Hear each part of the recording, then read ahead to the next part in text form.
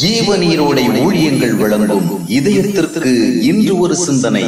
பாவத்தை உணராமல் கர்த்தர் எந்த ஒரு பாவியையும் அன்புடன் ஏற்றுக்கொள்ளுகின்றார்.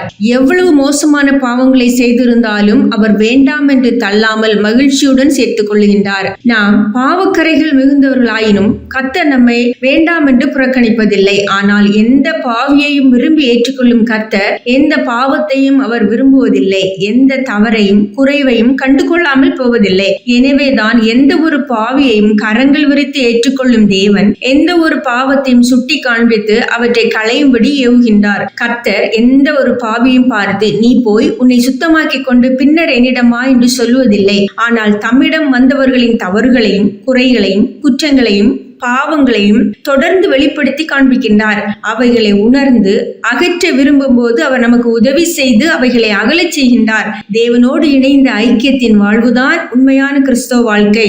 ஆனால் அந்த ஐக்கியத்தில் தொடர வேண்டுமானால் நமக்குள் எவை மாற வேண்டும், எவை நம்மை விட்டு விலக வேண்டும் என்று கர்த்தர் காண்பிக்கின்றாரோ அவற்றை விலக்கி கொண்டே இருக்க வேண்டும்.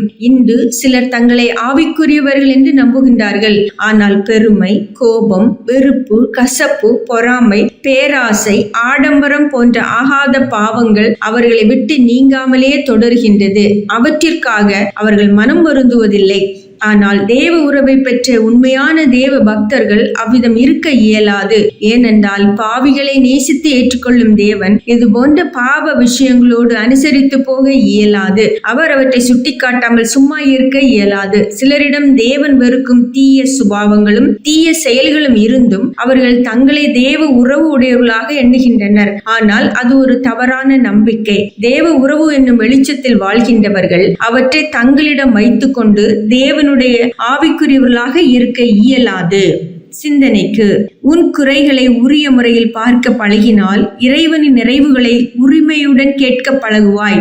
உன் குறைகளை உரிய முறையில் பார்க்க பழகினால் இறைவனின் நிறைவுகளை உரிமையுடன் கேட்க பழகுவாய்.